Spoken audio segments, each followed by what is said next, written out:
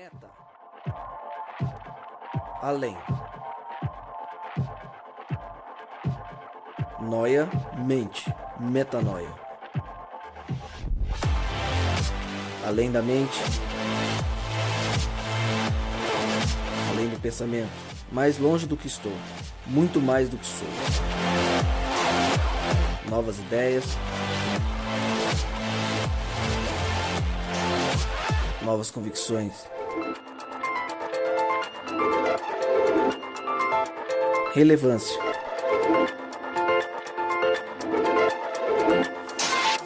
Plenitude. A busca pelo ideal.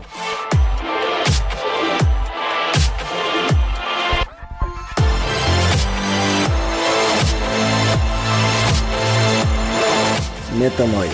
Expanda sua mente. Seja muito bem-vindo, mas muito bem-vindo ao Metanoia. Começa agora mais um episódio desse podcast de uma geração que busca viver uma experiência real com Deus, e você, a partir de agora, está convidado a expandir a sua mente. Meu nome é Lucas Vilches e eu já te faço um convite muito especial. Eu sempre falo isso e eu repito mais uma vez. Curta e compartilhe esse conteúdo nas suas redes sociais. Esse é o 6º Metanoia, então se você ainda não ouviu os 5 primeiros, eu te convido a ouvi-los, a compartilhá-los e desse em diante não perca nenhum. Esteja conosco, vamos viver juntos esse estilo de vida entregue para Cristo. Hoje eu comecei de uma forma parecida, só que o tema ele é diferente, novo e promete causar uma bela discussão, no mínimo. Vamos falar hoje sobre salvação, se ela é ou não individual, trazer à tona a luz que a Bíblia traz sobre esse tema. Hoje nossa mesa recheada, muita gente com a gente, ficou muito bom. E como ficou muito bom, vamos começar com você, Rodrigo Maciel, que já disse antes de começar que veio para causar. Seja muito bem-vindo, Rodrigo. Muito obrigado, Lucas. Na verdade, eu não vim para causar. Não, né? Não. Então tá bom. Eu tava só brincando. Muito obrigado mais uma vez por estar aqui, é uma oportunidade maravilhosa. A todo mundo que está ouvindo a gente aí, é um prazer estar com vocês aqui, fazendo companhia para vocês. Você que está no seu carro, você que está ouvindo isso em casa, no seu computador, enfim, no seu celular. Bom demais estar em companhia de você nesse momento. E eu gostaria de dizer que eu tenho sentido, desde que nós nos sentamos aqui, a presença de Deus, eu tenho certeza que o poder de Deus vai se manifestar. Amém. E a gente vai poder entender um pouquinho mais de quem Deus é e de quem nós somos em Deus aqui. Amém. Nesse dia. Ao seu lado, ele, que não sai do Periscope agora. Tô testando. Você tá ouvindo isso algum dia aí na sua vida, mas no dia da gravação o Tonasso não saiu do Periscope. Bem-vindo, pastor Bem-vindo, muito obrigado. Tô aqui testando o Periscope aqui, tem aqui 12 discípulos aqui seguindo a gente. E é um privilégio poder participar de uma mídia como podcast que leva conteúdo relevante. Eu sempre digo, acho que disse várias vezes, eu sou fruto de podcast, eu ouço muito, ainda hoje, sigo vários podcasts aí no meu celular. E oro a Deus para que seja uma ferramenta boa para sua vida também, você que está ouvindo a gente aí.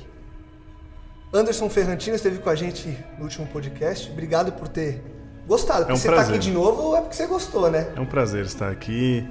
E esse realmente é um mecanismo extraordinário de comunicação, né, do Evangelho. E a gente tem que fazer uso mesmo para alcançar esses corações aí, né? Que seja uma bênção para você que está ouvindo também, que você possa compartilhar com as pessoas que você ama. Por favor. Esses podcasts aí que vai ajudar bastante. Legal. Bem-vindo, Anderson. Alexandre Martins, mais uma vez juntos. Obrigado por estar com a gente mais uma vez. Que seja mais uma mesa redonda de muita bênção. Amém. Eu fico feliz. Isso aqui para mim já é um grupo de amigos e é muito bom a gente compartilhar pensamentos, ideias, mas o mais legal é compartilhar a conversa entre amigos. E eu quero pedir, assim, encarecidamente, né, de coração, que você que está aí ouvindo a gente se sinta parte desse grupo de amigos, né? Você já faz parte desse time, né? Faz parte dessa galera. Muito bom estar aqui, muito legal. Bom.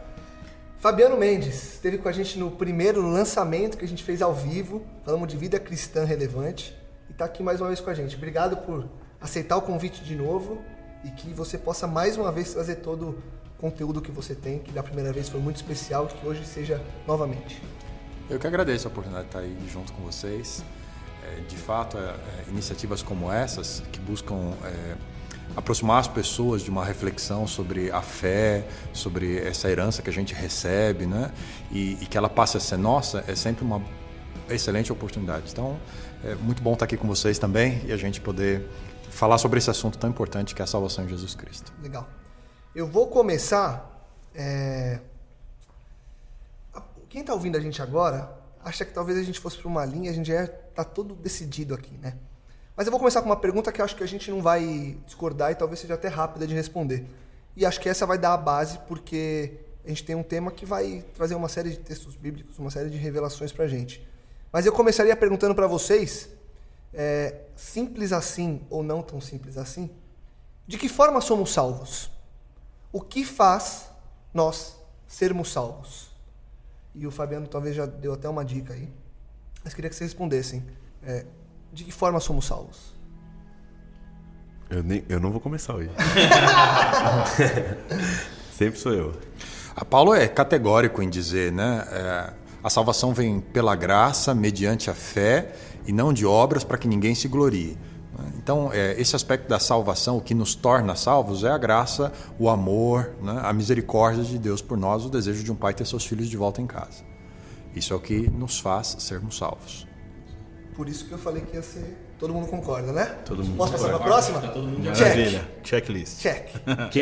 Quem discorda, ouve o podcast escrito Graça, que foi o tema que a gente discutiu. Exatamente. Pastor Walter, né? Estava com a gente. segundo, né? Foi o segundo, Então vai lá no podcast, ouve, porque lá tá a resposta dessa pergunta. Agora vamos para a próxima. E aí a próxima, que eu tava... a gente já tinha planejado falar sobre isso, eu comecei a estudar um pouco. E aí a minha cabeça veio uma pergunta, falei, vou fazer para os pastores, né? E para o Rodrigo. Por que existe essa discussão? E na internet eu vi que realmente existe. Tem pessoas que falam de um lado, tem pessoas que argumentam do outro. Por que existe a discussão de que se a salvação é ou não individual? Da onde surgiu isso? E por que a gente hoje, inclusive, resolveu falar sobre isso? Eu acho que essa discussão surgiu por causa de uma frase que quase todos nós como cristãos, e aí eu abro para praticamente todas as religiões que são cristãs, é quase que um pressuposto de você que é cristão saber ou ter ouvido em algum momento que a salvação é individual. Muitas vezes, a gente até conversando com os nossos amigos ou com algum parente, a gente fala, cara, eu tô nessa aqui, mas é o seguinte, a salvação é individual, entendeu? Você cuida da sua vida e eu cuido da minha. Muito provavelmente essa discussão surgiu em cima desse conceito, que talvez tenha sido nos ensinado culturalmente e que eventualmente carrega muito significado que às vezes a gente não para pensar sobre isso. Então acho que essa discussão deve ter começado aí. Eu não sei qual o contexto em que especificamente, Lucas, está falando dessa discussão, mas essa pergunta é extremamente subjetiva, na verdade, né? Porque, por exemplo, se você abordar o contexto, a salvação é individual? Não, ela é coletiva, né? A salvação é para todos, né? Quer dizer, se você abordar essa pergunta com esse foco, você vai ter uma resposta. Se a gente abordar do foco, que eu estou entendendo que o nosso bate-papo aqui vai nessa linha, né? De que, então a salvação depende de mim, ou eu dependo para mim a salvação mais de alguém? Ou seja, a gente vai responder, bom, talvez nesse caso a salvação seja individual no contexto da minha decisão, da minha escolha, mas ao mesmo tempo ela é coletiva no contexto do meu convívio. Ou não, de repente se eu colocar assim, a salvação é uma coisa individual num contexto social, seria absurdo dizer que porque ela tem implicações sociais, né? Quer dizer, uma vez salvo por Jesus, isso vai trazer implicações sociais para quem está do meu lado. Aquele texto de Atos 16, né?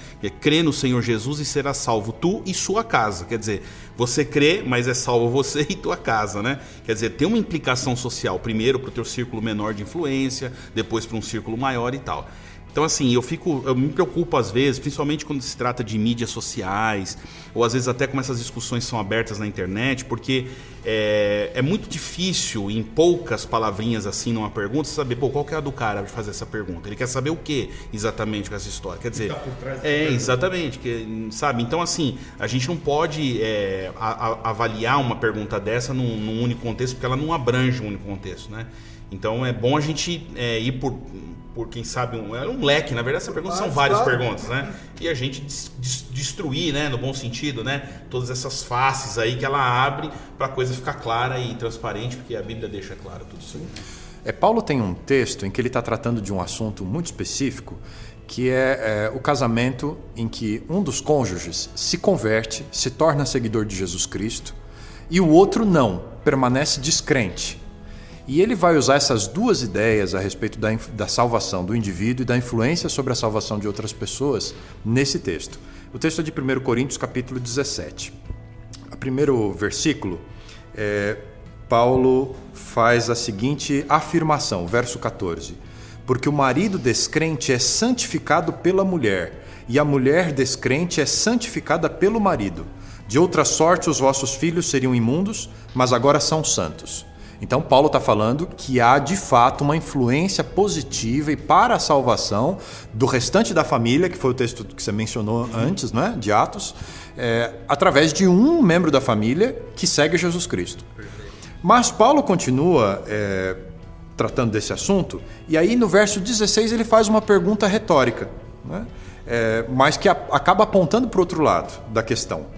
Porque de onde sabes, ó mulher, se salvarás teu marido, ou de onde sabes, ó marido, se salvarás tua mulher? Então, Paulo mostra que há duas perspectivas da salvação.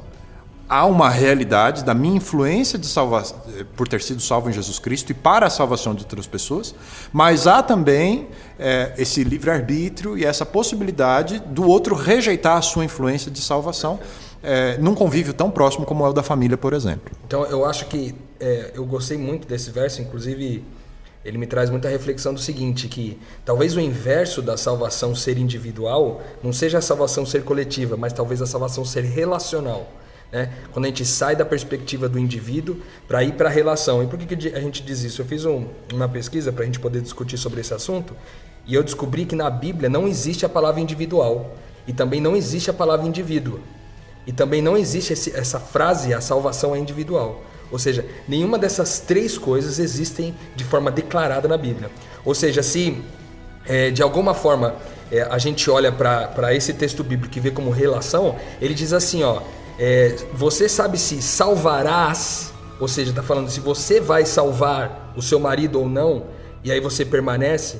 E aí eu acho que é muito legal isso, porque quando Deus cria a gente, Ele cria a sua imagem e semelhança. E Deus, por natureza, é um ser relacional. Quando Ele cria o homem, Ele fala, não é bom que o homem esteja só. Aí Ele traz a mulher. E aí depois, mais para frente um pouquinho, tem o dilúvio e Deus salva a família de Noé. Mais para frente um pouco tem a questão de Abraão e diz assim, ó, por sua causa benditas serão todas as famílias da terra. E aí a gente vai encontrando vários outros trechos bíblicos onde Deus salva famílias, onde Deus salva povos.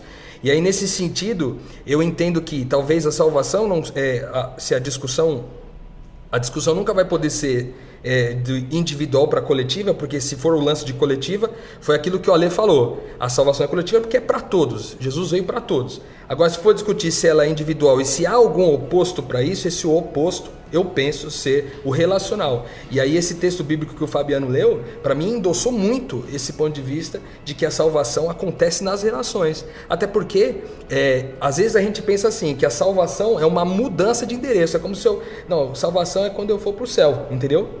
Não, a salvação é uma vez que eu creio, eu vivo como alguém salvo, antes do céu chegar, né? E aí, qual que é a vida de alguém que vive como salvo? É aquilo que a palavra de Deus diz quando ele fala que Deus nos confiou o ministério da reconciliação. Ou seja, se o nosso ministério é reconciliar as pessoas com Deus e umas com as outras, então eu creio que a salvação é relacional. Porque uma vez salvos, agora estou pronto para salvar outras pessoas. Como disse esse texto aí, do homem que salva a mulher e a mulher que salva o homem. Pensando na salvação, na parte de Deus, Ele ofereceu para todas as pessoas. Romanos 3:23 diz que todos pecaram. Então todos estavam necessitados da graça de Deus. Mas João 3,16 diz que Deus amou o mundo e ofereceu a salvação pelo sacrifício de Jesus para todos aqueles que nele crê. Então aqui vem um aspecto individual da salvação, ou seja, a escolha. A salvação, ele tem que crer. Eu posso motivar você a crer. Eu posso mostrar o caminho para minha esposa, para o meu filho, para os meus amigos, mas no final das contas é a tua decisão que vai valer. Entende? Nem Deus vai intervir nisso, embora Ele trabalhe assiduamente para que a pessoa seja convencida do pecado, da justiça e do juízo. Mas no final a pessoa tem essa responsabilidade de dizer, eu quero essa salvação de graça. Mas uma coisa interessante que nessa minha experiência, eu já tenho 6 anos de ministério, mas esta frase, a salvação individual, tem sido usado mais para a pessoa se eximir da responsabilidade de conduzir a pessoa para Jesus. Ah, não, salvação individual. Tipo, não, uma frase meio Caim, assim. Exatamente. Eu não sou guardador do meu irmão. Se vire com a salvação. E é uma coisa interessante que quando os discípulos fizeram uma pergunta para Jesus, lá em Mateus 24, versículo 3, eles estão desesperados querendo saber, porque o Senhor Jesus colocou um ponto de interrogação enorme na cabeça deles, né? Falei, olha, tudo vai ser destruído, não vai ter pedra sobre pedra, né? Que não seja derrubado e tal. E eles perguntam para o Senhor Jesus quando acontecerão essas coisas, que sinais haverá da tua vinda e da consumação do século. O Senhor Jesus responde ali, ele não fala o dia, mas o que mais importa para Jesus é mostrar o caminho que eles deveriam percorrer ou o que eles deveriam estar fazendo até Jesus voltar. E ele apresenta esta forma de estar preparado em 3 parábolas. A primeira delas é a dos servos, dos 2 servos. Mateus 24 ainda, no finalzinho ali. E ali tem a responsabilidade. Quem é o servo bom e fiel? É aquele que dará sustento ou alimento no devido tempo para o seu conservo. Então, nessa primeira parábola, o Senhor Jesus diz o seguinte, olha, o teu irmão é tua responsabilidade. Então, no devido tempo, você deve alimentar o seu irmão. E é exatamente isso que Paulo nos lembra em 1 Tessalonicenses 4:18, que ele diz que nós devemos consolar uns aos outros com a promessa da volta de Jesus. Então, o meu irmão é minha responsabilidade. Aqui, nesse contexto, realmente, eu não posso usar essa frase, a salvação individual, porque eu sou chamado a conduzir o meu irmão. Mas a segunda parábola, a das 10 virgens, ela tem que ver comigo. Tem que ver com uma decisão própria. Eu posso motivar você, mas a salvação, ela só vai vir do seu consentimento, da sua vontade.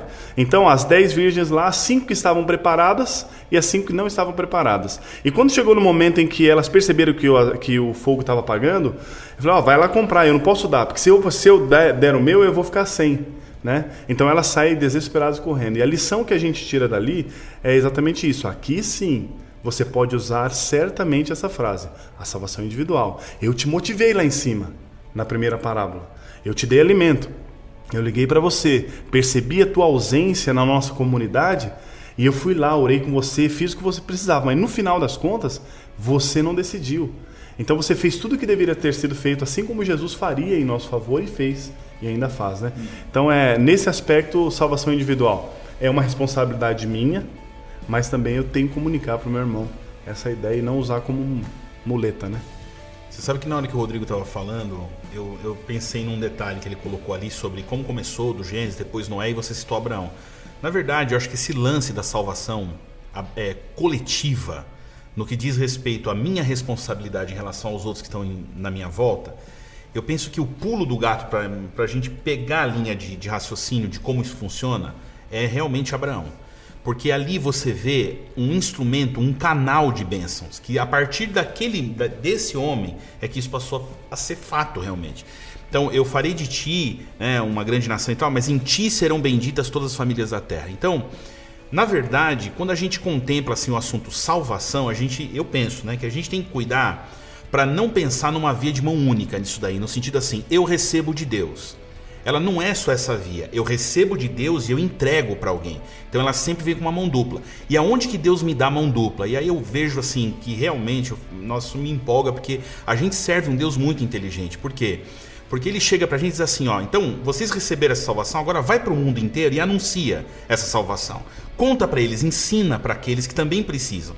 Só que eu penso assim, essa missão que Deus dá, da gente levar o evangelho, levar a boa nova, levar a salvação, Deus poderia fazer muito melhor que a gente isso daí, cara. Entendeu? Os anjos colocariam a gente no chinelo fazendo essa obra. Por quê? Porque eles viriam aqui e eles dariam essa mensagem de uma maneira que jamais qualquer ser humano ou grupo de seres humanos poderiam dar. Ou mesmo se Deus escolhesse um outro ser, mas por que Deus entrega então? Dizendo assim, recebeu, agora entrega. Porque é o seguinte, a missão é exatamente aquilo que vai me salvar. Esse é o grande lance, porque, por exemplo, se você pensa assim, poxa, Moisés libertou um povo inteiro, Tá, pode ser. Mas você já parou para pensar que de repente um povo inteiro foi que libertou Moisés? Quer dizer, é sempre uma via de mão dupla. Então você fala, mas por que Deus me fala, vai entregar? Vai entregar, porque se você não for, quem vai acabar ficando para trás é você mesmo. Por quê? Porque meu caráter tem que ser moldado, porque a minha estrutura tem que ser refeita, né? Eu tenho que estar na mão dele. Agora, como é que eu vou ser transformado se não pelas mãos daqueles pelos quais eu quero dar a minha vida para transformar? Ou seja, é derramar a vida e receber vida. Então você derrama a vida e recebe vida. Então salvação, ela não é uma via de mão única, ela é uma via de mão dupla.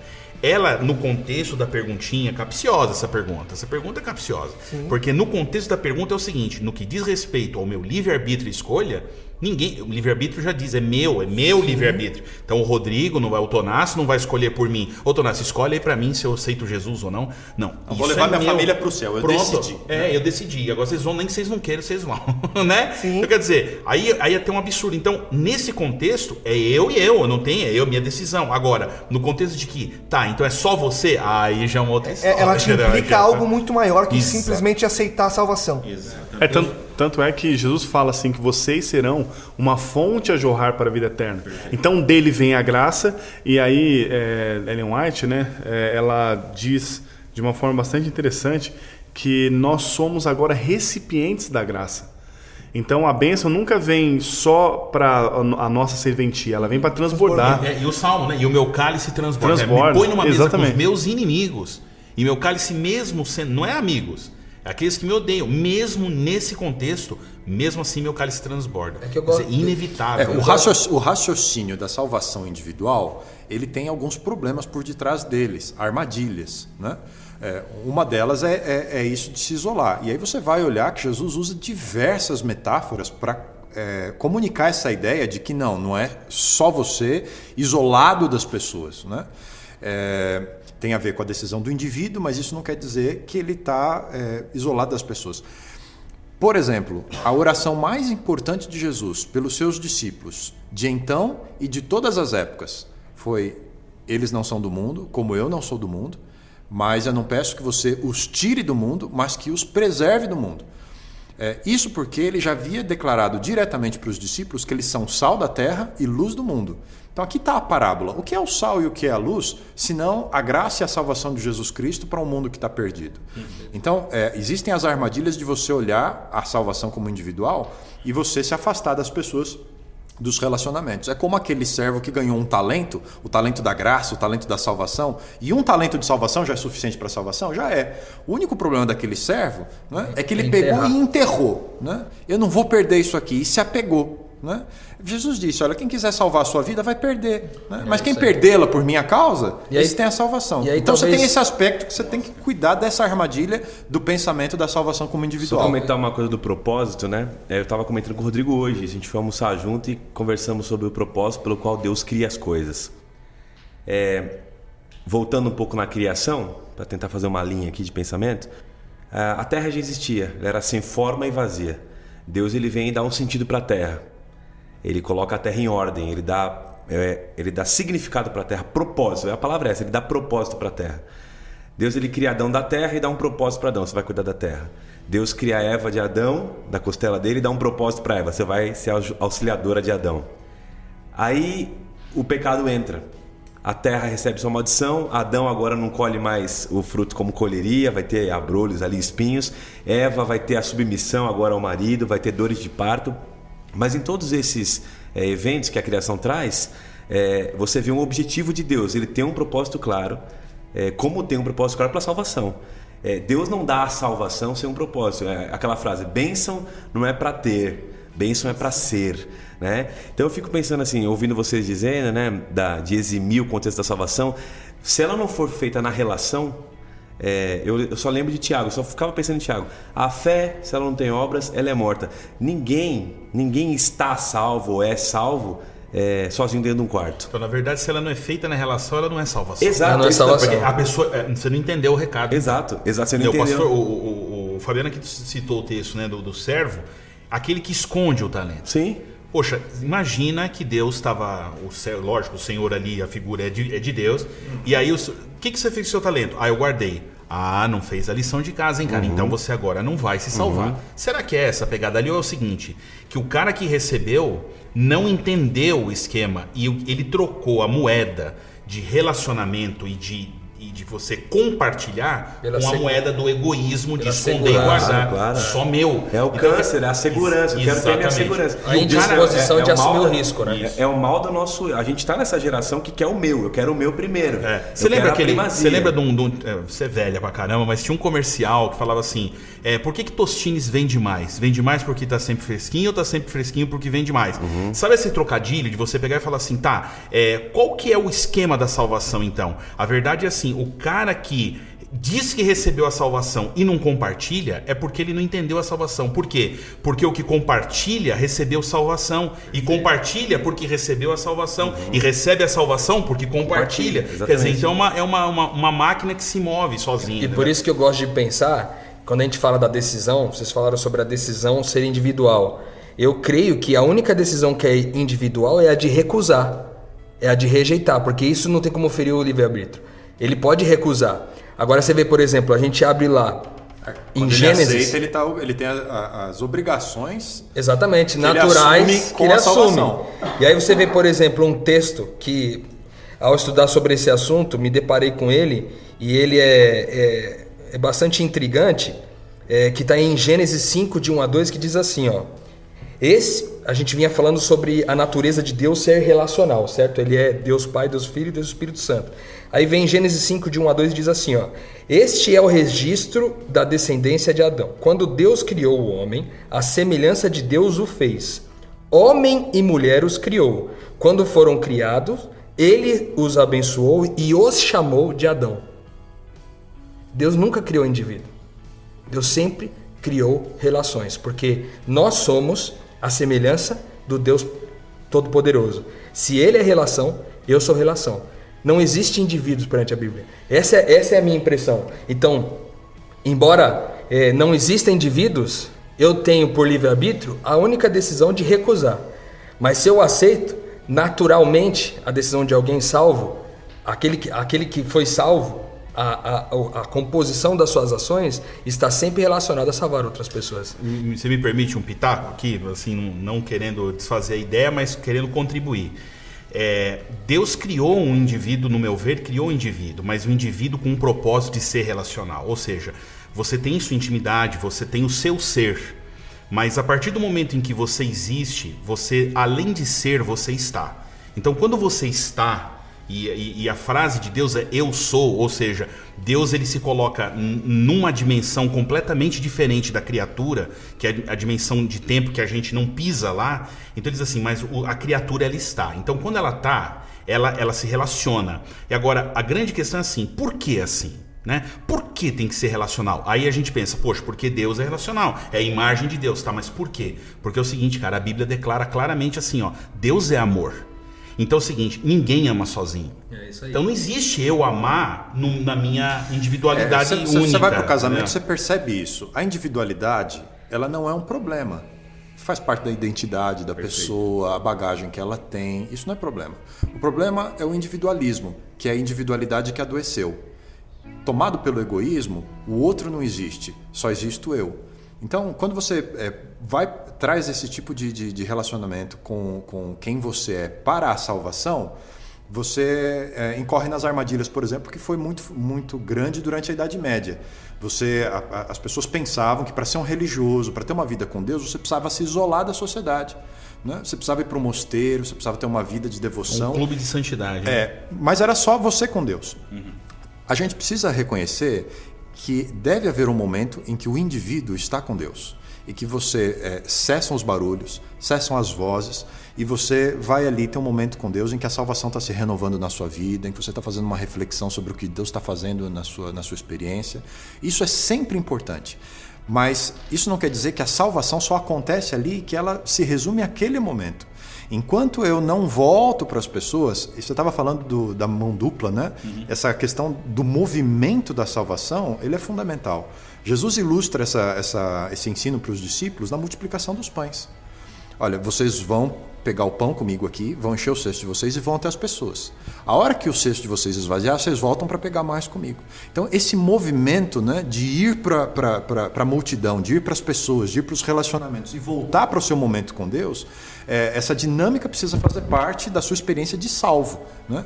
Agora, quando eu só quero ficar aqui com Deus, Deus está falando, filho, vai, né? Tem uma frase super famosa, né? O navio está mais seguro no estaleiro, mas ele foi feito para alto mar. Então, a gente precisa entender essa questão da salvação como movimento, né? Como esses dois caminhos. Quando eu estou com Deus e quando eu tenho que estar com as pessoas. Pode falar, não, toda vez que a Bíblia apresenta a salvação, se você parar para pensar na fala de Jesus sobre salvação, ela nunca está desassociada do outro, né? Então, lembrei alguns textos quando você fala assim, pensei quando ele fala, vocês são geração eleita, vocês são um sacerdócio escolhido, Pedro está dizendo ali, né? Para o povo em geral, para os que creem em Jesus, para a igreja que crê, para quem é parte do corpo. Ele diz assim, vocês já foram transportados das trevas e foram arrancados de lá para a luz. Para quê? Para qual finalidade você foi feito isso contigo? Para que você anuncie as virtudes daquele que te amou. Aí, você anuncia a virtude aonde? Dentro do quarto? Não, na relação. Aí, eu lembrei daquele que é bem emblemático para mim, a biografia da salvação, né? Vocês são salvos, a gente abriu com ele, vocês são salvos pela graça, mediante a fé. Isso é dom de Deus, não é de vós, para que não venha de obras, para que ninguém se glorie, pois somos feitura deles. De Deus, criaturas, nós somos manufatura, a gente é obra-prima de Deus, criados em Cristo Jesus para quê? Para que a gente andasse em boas obras. Obra só se manifesta na relação. Então você não encontra relação individual na salvação, você só encontra salvação relacional. Vamos colocar esse termo assim, né? Isso não é uma teologia nova, isso é o Evangelho não é individual. Se o Evangelho foi individual, ele já se tornou amor virado para dentro, né? Amor que não é para amor, fora. É egoísmo, né? Exatamente. Pedro precisou passar por esse processo até conseguir escrever esse texto. Sim. Quando ele está naquele momento, que ele tinha vários momentos sós com Jesus, quando ele está lá no Monte da Transfiguração, ele olha para Jesus e aquele momento assim, devocional, aquele momento da presença de Deus, né? Jesus foi glorificado na frente dele. Ele faz uma leitura, uma avaliação daquele momento, ele olha para Jesus e fala, mestre, é bom estarmos nesse lugar. Vamos fazer as cabaninhas aqui, né? 3, uma para Moisés, uma para Elias, uma para... Eu não quero sair daqui nunca mais, quero ficar na tua presença. Mas Jesus precisava ensinar a Pedro o movimento da salvação. Pedro, de verdade, isso aqui é muito bom. Mas se ficar só aqui, né, não vai chegar nas pessoas. Como é que as pessoas vão ser salvas? E até voltando naquilo que você tinha falado do pão, né? É uma ideia realmente que a gente não pode oferecer aquilo que a gente não tem. E quando a gente vai e oferece, a gente tem que voltar a buscar cada vez mais, né? Deus está conosco sempre, mas o momento individual, ele é de suma importância. Recarregar a bateria, até o celular precisa exatamente. A gente precisa estar conectado para que a gente possa compartilhar a salvação. Agora tem um ponto interessante aqui. No caso da terceira parábola lá que você comentou, que são a parábola dos talentos, o camarada que enterrou o talento ali, na realidade, ele obviamente o problema do egoísmo, ele tinha se afastado do ideal da salvação mesmo, nesse contexto da salvação, ele não quis compartilhar com as pessoas ou negociar o talento, ele preferiu deixar. E ele enterra porque ele tem uma visão equivocada do dono da salvação. Ele vive com medo. Exatamente. Ele nunca foi salvo, percebe? Esse camarada enterra porque ele vive com medo. Ele nunca estava salvo. Ele não conhece o do Senhor. Aquele que não ama não conhece a Deus. Sim, ele não conhece. Ele não conhece porque ele não ama, então por isso ele esconde. É medo de perder. Tanto não conhece que se ele eu me envolver com o mundo, eu vou ser contaminado. A gente cortou, né? Não, mas a ideia é o seguinte, uma vez que ele escondeu, e é uma realidade que pode, de repente, se aparecer na nossa vida de diversas facetas ali. Mas, às vezes, eu não estou disposto a compartilhar a salvação com as pessoas, embora diga que eu aceitei Jesus, porque eu acredito num salmo de Davi, que ele diz o seguinte, Senhor, restitui a alegria da tua salvação em mim. Então, embora ele esteja aqui, ele perdeu o senso da alegria da salvação. Porque uma vez que ele perde, claro que por causa do pecado, de repente na vida, ou do seu distanciamento de Deus, que também é um pecado, ele para de falar para as pessoas do amor de Jesus, porque ele já não tem o que compartilhar. Ele recebeu, mas ele não tem mais porque ele não tem ido à fonte. Aí o aspecto individual mesmo, né? Mas uma vez que ele tem, e ele tem o senso do dever, ele faz igual o servo que ganhou 5 talentos e o outro servo ganhou 2. Imediatamente. Deixa eu colocar só a palavra imediatamente é algo uma lenha aí. Talvez a resposta seja óbvia, mas eu queria colocar essa lenha. Porque aí, em Efésios, ele fala que somos salvos pela fé, ok? Isso, beleza, a gente já falou e repetimos agora. E aí tem um ponto final.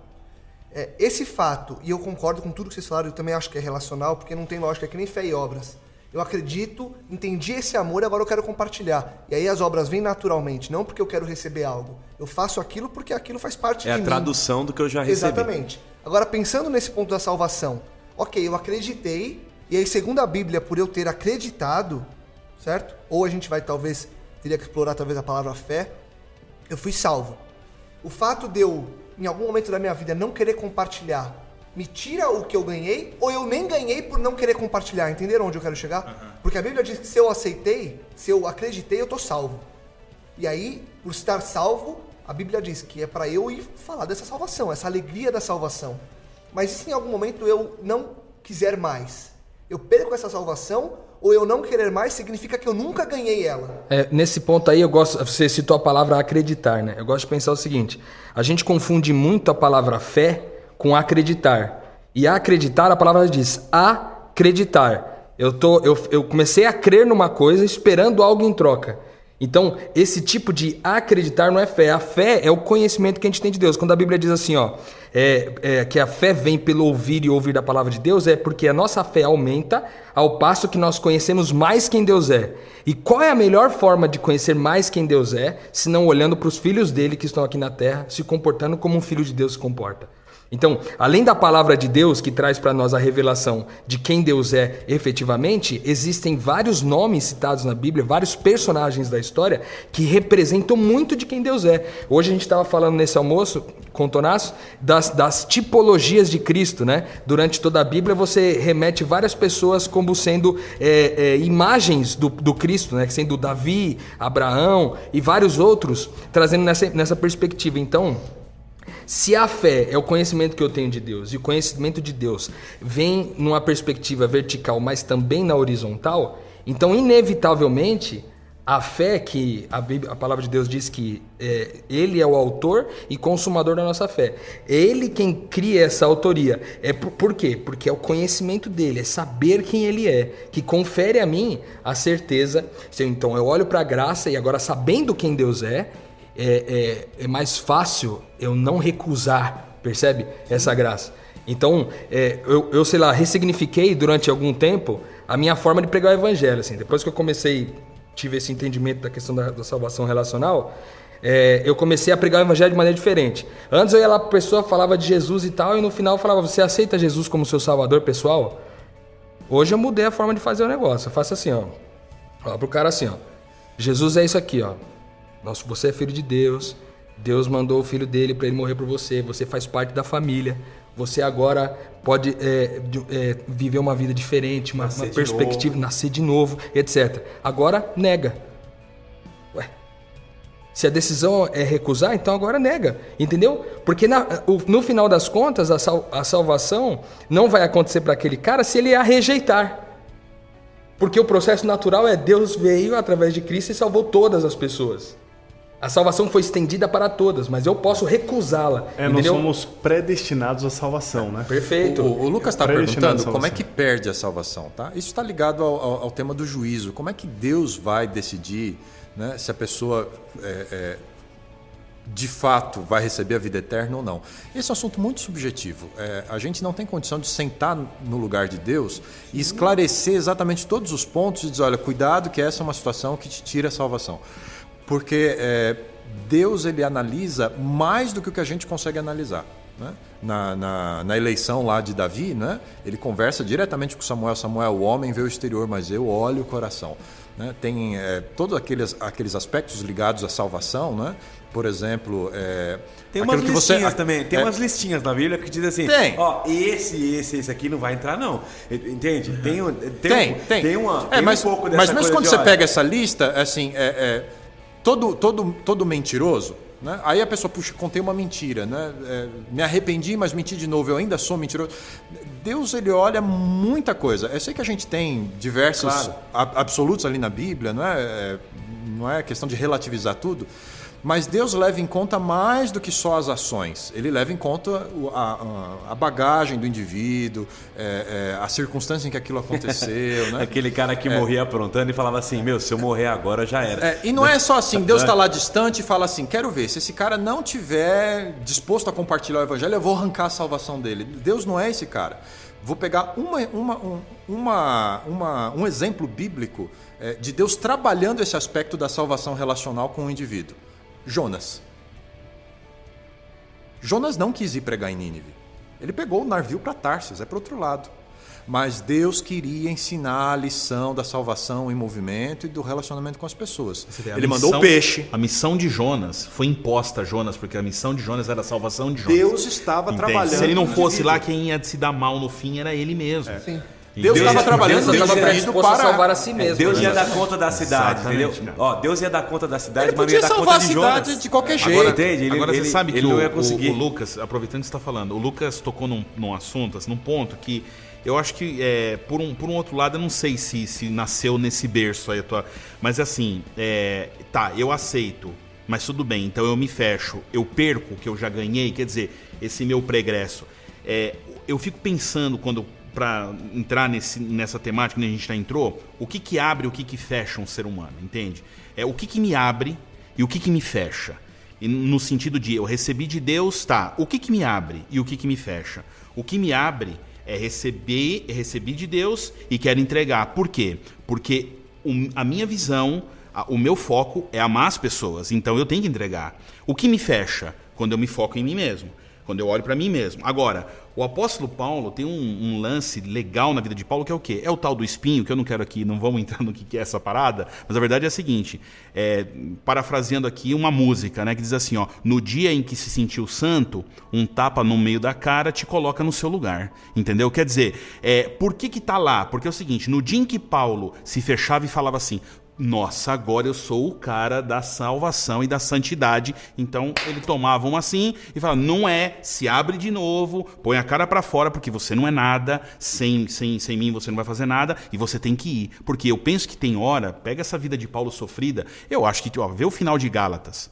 Paulo responde a carta aos Gálatas, no fim ele fala assim, no mais, ninguém mais me moleste, porque eu trago no meu corpo as marcas do evangelho. Em outras palavras, assim, desculpa toda a sinceridade que eu vou usar, mas o que Paulo está falando assim, não me encham mais minha paciência, porque o meu ombro aqui está surrado, entendeu? Então eu acho que tinha hora que Paulo tinha vontade, era de, sumir e falar, já fiz minha parte, né? E de repente Deus, não, abre lá que vambora, a missão tá aí, para salvação tipo do assim, cara, entendeu? A salvação, até o Sérgio aqui, o Monteiro tá comentando aqui, ele falou assim, como que aceita a salvação, mas não aceita a missão? É porque a salvação é a missão. Né? Mas a gente tem que cuidar... Não tem missão se não tem salvação, porque você não tem o que entregar. Exatamente. E não tem salvação se não tem missão. Perfeito. Porque você aceita o Salvador e o senhorio dele. E aí, então, essa dimensão o que o pastor Fabiano estava colocando aqui, pastor, eu acho que vai dar uma... A história que você estava dizendo aí de Jonas... Para mim, o que você colocou é claro mesmo, assim, a tua posição no sentido de que não dá pra gente mensurar, julgar, mas nós temos exemplos muito claros, né? Sim. De que Deus vai até as últimas. Ele vai treinando. Pra gente que a gente tem que cuidar para não estereotipar a coisa, entendeu? Não, só tem uma experiência de salvação relacional o cara que é muito aberto, o cara que ele é carismático e que ele vai até as pessoas, né? Tem gente que é extremamente fechada, né?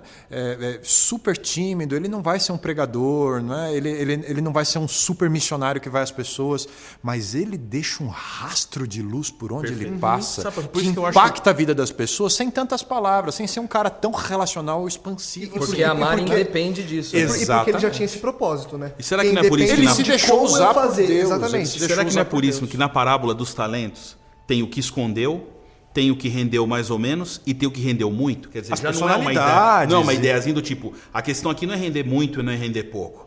A questão aqui é não esconder. Exatamente. O tímido, o introvertido, no caminho dele deixou um rastro que, sei lá, uma pessoinha só, no fim das contas, entendeu Jesus na vida dele. Pronto. Tem uma palavra-chave nisso aí, que é capacidade. Cada um recebeu conforme a capacidade Quando que você tinha. vai lá, aí é o assunto de dons Deus. espirituais, que a gente vai falar outro dia. Já tá no próximo. Já fica a propaganda aqui. Deixa eu só puxar só. É porque a gente tem que fazer, né? O marketing tem que fazer. Semana que vem a gente vai falar sobre dons. Olha aí. Então você que está ouvindo e a gente entrou agora em dons, Volta aqui semana O que vem. que dom já é a fala de tradução novo. da salvação. Aí, ó. Tem gente que tem o dom do evangelismo, tem gente que não tem. Mas isso não quer dizer que eu não vou evangelizar. Exato. Exatamente. E tem uma música 2003 ainda do CD Jovem, que dizia o seguinte, olha, que eu fale do seu amor, né, sem palavras, né?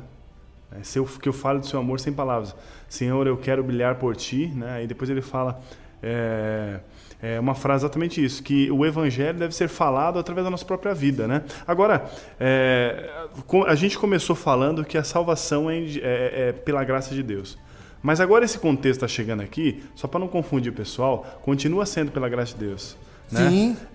Porque talvez a gente tenha colocado assim, olha, se você não pregar, você está perdido.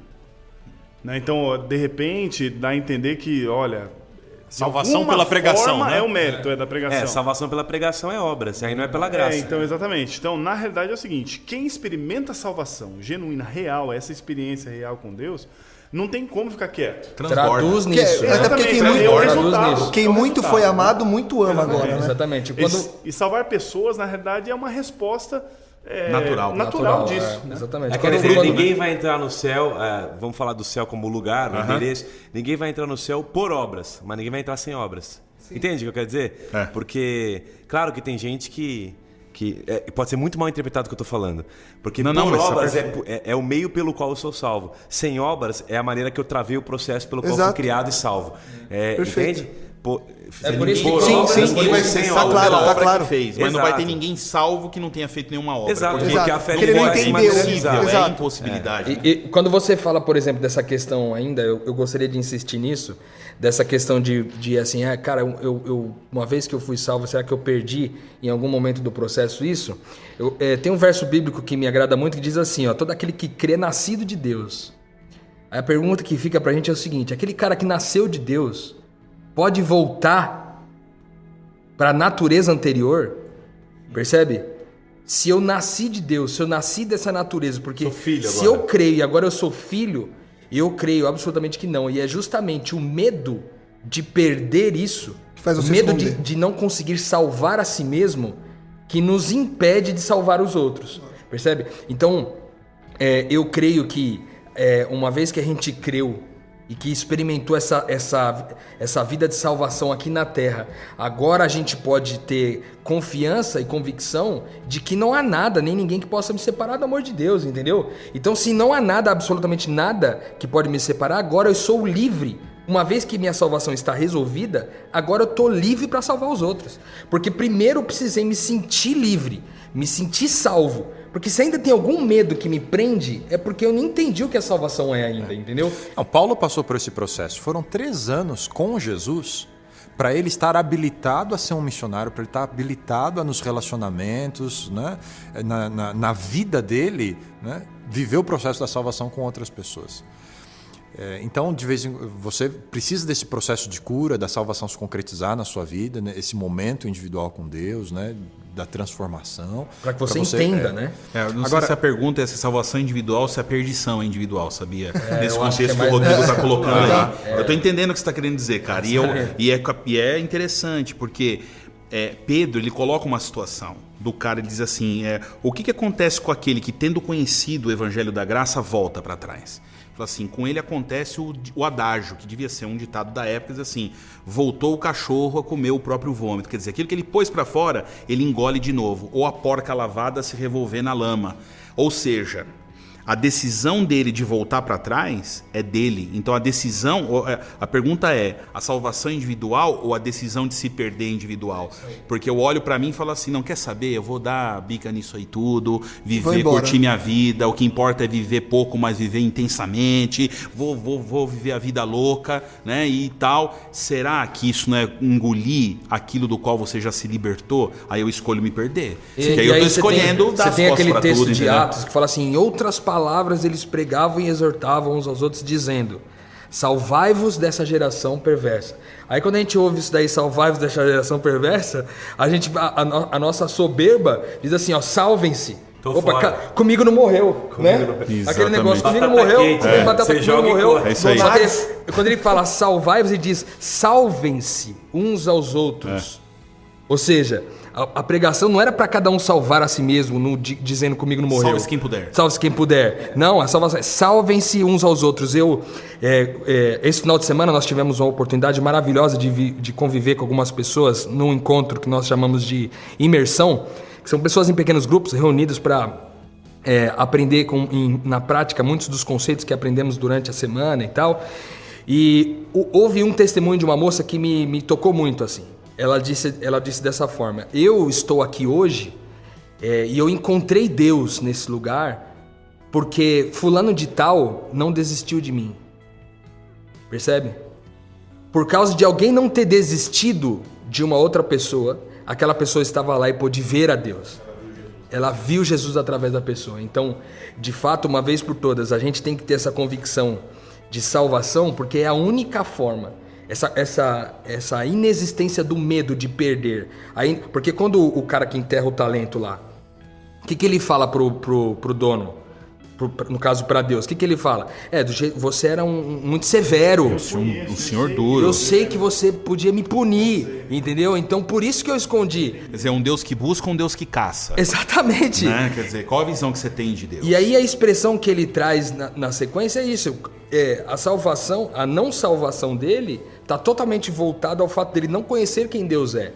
Uma vez que eu conheço a Deus, quem Deus é, em profundidade, essa salvação ela acontece naturalmente dentro de mim, porque a fé ela é construída nesse processo. Quanto mais eu conheço de Deus, mais fé é construída em mim, e aí mais eu posso permanecer conectado nessa videira aí. E quem tá ouvindo a gente agora e nem se sente salvo, ok? Porque não tem essa convicção, como esse servo veja, poxa, mas eu tenho medo, o senhor é severo, mesmo que seja uma desculpa, mesmo que seja uma mentira, uma racionalização para poder se encarar com Deus.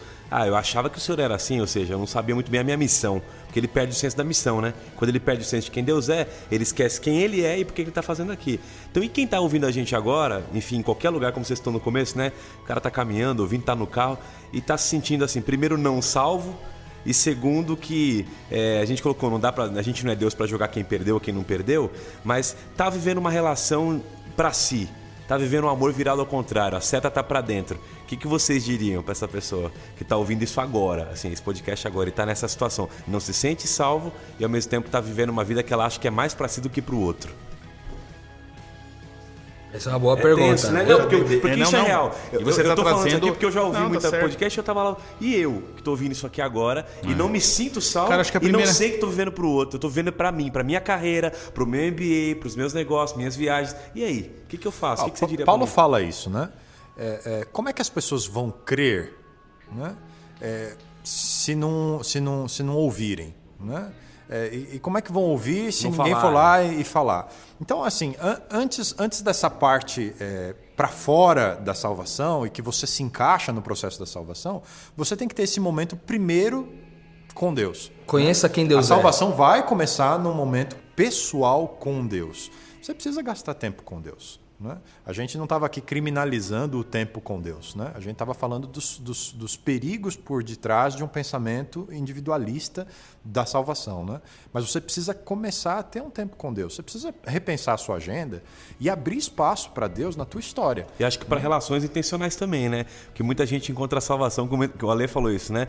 Muita gente encontra a salvação, ou seja, será que foi Moisés que salvou o povo ou foi o povo que salvou Moisés? Foi Jonas que salvou Nínive ou foi Nínive que salvou Jonas? Você precisa se abrir para isso. Você precisa também se abrir intencionalmente para relações, né? Para relações. Se fosse para dar algum recado para esse que está ouvindo a gente, que está se sentindo dessa forma, eu diria para essa pessoa o seguinte: se você ainda vive com a seta virada para dentro, se você ainda vive pensando em você como a prioridade da sua vida, você não vive, você subsiste, você sobrevive. A vida está em quando a seta sai virado para mim, virado para dentro, para virar para o meu irmão. Quando eu entendi que agora eu não sou mais a minha prioridade, que eu não vivo mais a minha vida, mas eu vivo a vida de Cristo.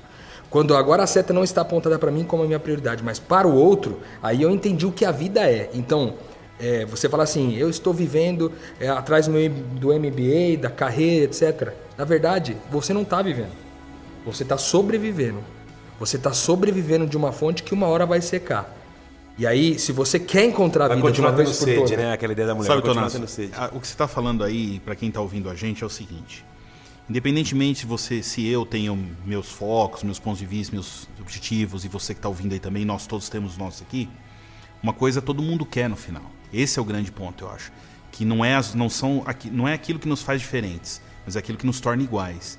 E querendo ou não, sendo cristão ou não, se você tem uma filosofia de vida, qualquer que seja ela, até humanista, cara, todo mundo quer ser feliz no final. E sabe o que eu presto atenção? Eu fico prestando muita atenção quando o humanismo, aquele que não concebe a existência de um Deus ou de um ser superior que seja, quando ele pega do evangelho alguma coisa para usar como subterfúgio para dar uma noção para as pessoas. E o que o Rodrigo falou é exatamente isso. O Rodrigo colocou no contexto cristão.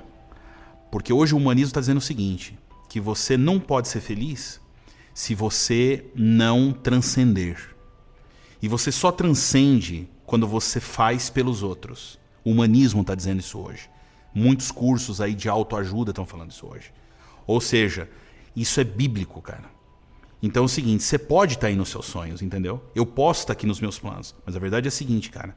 Se você não receber, se você não se conectar com aquele que é maior e superior a você, que é Deus, e você não transcender isso para as pessoas, ninguém é feliz. Ninguém é feliz. Ou seja, você está fazendo teu MBA para quê? Para ter conhecimento? Conversa, cara. Você está fazendo isso porque você quer ser feliz. Você quer ter um plano, você tem um objetivo, ganhar uma grana, ser alguém, status, não importa o que seja o seu valor. Agora, a grande questão é a seguinte, só vai transcender, só vai chegar naquele ponto de felicidade, primeiro, aquele que se conecta com Deus, com um ser superior a ele, e com aquele que transcende para o próximo. Qualquer filosofia do mundo hoje está dizendo isso. Agora, se eu tenho a Bíblia e se eu tenho conhecimento dessa verdade, eu vou dizer para você, amigão, se eu acredito em propósito e você que está me ouvindo aí também, nós aqui, é propósito de Deus que você esteja ouvindo isso. Porque Ele quer dar um rumo para a tua vida.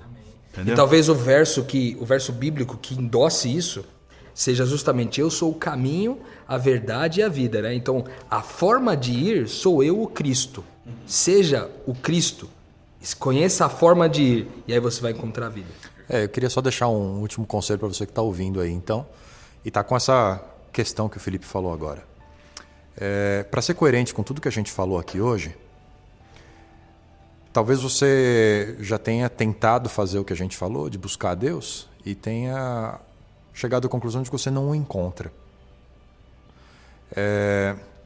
Hebreus capítulo 10, verso 25, Paulo deixa um conselho. Não deixando a nossa congregação, como é costume de alguns, antes admoestando-nos uns aos outros, tanto mais quanto vedes que se vai aproximando aquele dia. Você quer dar uma chance para Deus? Dê uma chance para as pessoas de Deus na sua vida. Busca uma igreja, busca uma comunidade, busca aprender de Deus na vida das pessoas. Você quer receber a mão de Deus na sua vida? De repente a mão de Deus na sua vida vai ser alguém que você vai encontrar na igreja, vai ser uma pessoa. Né? Nós somos o corpo de Cristo. Vai para o corpo de Cristo, o corpo de Cristo vai receber você. Eu acho que esse pode ser uma boa saída para você passar dessa fase de vida e se encaixar no sonho de Deus para sua vida. Eu acho que você finaliza resumindo que a salvação é relacional, né, Fabiano?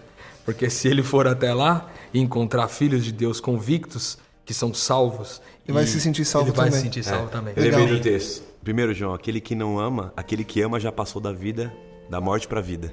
Aquele que aprendeu a amar, passou da morte para a vida. Que a gente possa amar. Hoje, mais um podcast intenso, profundo.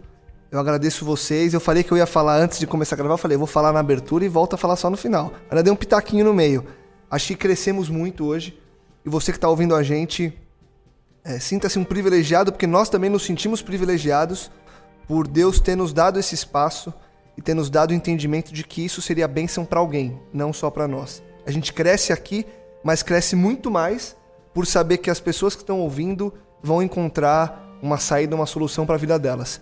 Agradeço a cada um de vocês, Rodrigo, Felipe, Anderson, Alexandre, Fabiano, obrigado. Semana que vem a gente está de volta, já fiz a propaganda. Vamos vir com dons, vamos falar dos dons do Espírito, os dons que nós recebemos para pregar o Evangelho nesse mundo. Mais uma vez, Metanoia, expanda sua mente, compartilhe, divulgue, ajude com que mais pessoas possam também expandir a mente delas. Semana que vem tem muito mais. Metanoia fica por aqui.